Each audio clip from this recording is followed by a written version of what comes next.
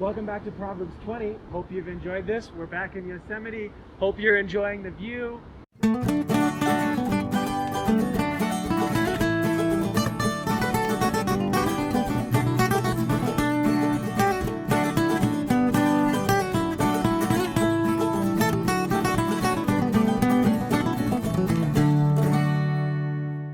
It's awesome to have you with me. Don't forget to like, subscribe, and listen for a verse that you have enjoyed that you can comment on below.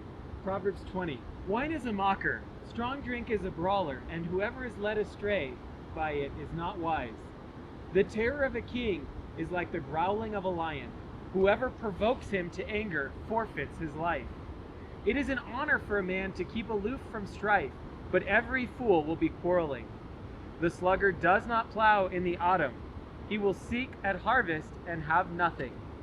The purpose in a man's heart is like a deep water, but a man of understanding will draw it out. Many a man proclaims his own steadfast love, but a faithful man who can find? The righteous who walks in his integrity, blessed are his children after him. A king who sits on the throne of judgment winnows out all evil with his eyes. Who can say, I have made my heart pure, I am clean from sin? Unequal weights and unequal measures are both alike an abomination to the Lord. Even a child makes himself known by his acts, whether his conduct is pure and upright. The hearing ear and the seeing eye, the Lord has made them both. Love not sleep, lest you come to poverty. Open your eyes, and you will have plenty of bread. Bad, bad, says the buyer, but when he goes away, then he boasts. There is gold and abundance of costly stones, but the lips of knowledge are as a precious jewel. Take a man's garment when he has put up security for a stranger, and hold it in pledge when he puts up security for foreigners. Bread gained by deceit is sweet to a man, but afterward his mouth is full of gravel. Plans are established by counsel, by a wise guidance wage war. Whoever goes about slandering reveals secrets. Therefore do not associate with a simple babbler.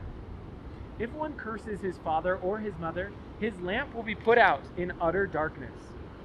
An inheritance gained hastily in the beginning will not be blessed in the end. Do not say, I will repay evil. Wait for the Lord, and he will deliver you. Unequal weights are an abomination to the Lord, and false scales are not good. A man's steps are from the Lord. How then can a man understand his way? It is a snare to say rashly, it is holy, and to reflect only after making vows. A wise king winnows out the wicked and drives the wheel over them. The spirit of man is the lamp of the Lord, searching all his innermost parts. Steadfast love and faithfulness preserve the king, and by steadfast love his throne is upheld. The glory of young men is their strength, but the splendor of old men is their gray hair. Blows that wound cleanse away evil, strokes that make clean the innermost parts. Proverbs 20. This is a really great one. Let's jump right in with verse 1. That's a terrific one, jumping right off into a very controversial topic, and I have no problem hitting it head on. Wine is a mocker and strong drink is a brawler, and those who are led away by them are not wise. I don't think you should drink. I don't, and I don't think it's wise for you too. I don't think it's necessarily wrong, but I don't think it's wise, like this verse says. Verse 8 is interesting because it's also repeated very similarly in verse 26. A king who sits on the throne of judgment winnows out all evil with his eyes. Kings are always looking for evil that they can squash. They're always looking, how can I make my kingdom more just and better? At least that's what a wise king is supposed to be doing.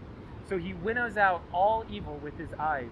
And in verse 26, it says the wise king winnows the wicked and drives the wheel over them, so that he has a just and thriving kingdom.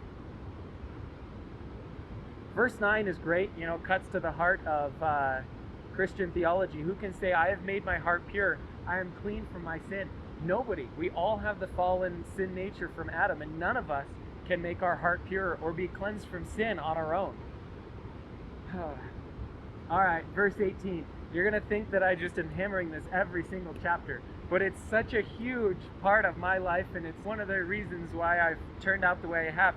Plans are established by counsel, by wise guidance wage war. It's through that multitude of counselors that we can be encouraged, that we know which direction in which to travel. Plans are established by counsel. We can't just try to go out on our own. We'll fail oftentimes. We need to talk to those who have gone before us, learn from those who have gone before us, learn from those who are wiser, and by wise guidance, wage war, and not just try to do it on our own.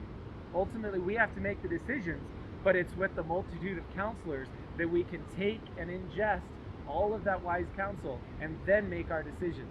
Without that, we're just blindly making decisions. Well, verse 29 is a great one. It juxtaposes the young versus the old, and the skills of the young versus the skills of the old. The glory of young men is their strength, but the splendor of old men is their gray hair. When we're young, we have strength, but as we grow older, we get wisdom from experiences. And that is what is sort of the significance of the gray hair. The splendor of old men is their gray hair. They've arrived, they've made it, they've gained that wisdom that we, when we're young, we have strength, but we don't always have the wisdom to go along with it. So at the end of life, we may not always have the strength, but we have the wisdom to go along with it. It's like work smarter, not harder. And so when they've spent a whole life learning and doing, that's why we need to listen to the wise, listen to those with gray hair, because like verse 18 says, plans are established by counsel, and by wise guidance wage war. So I hope you've enjoyed this. Don't forget to comment your favorite verse below, like and subscribe, and only 11 days left, so be sure that you're back here for the remaining 11 days.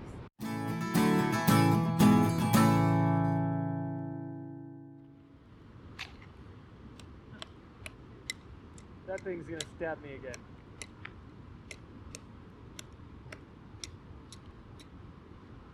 Alright, there we go.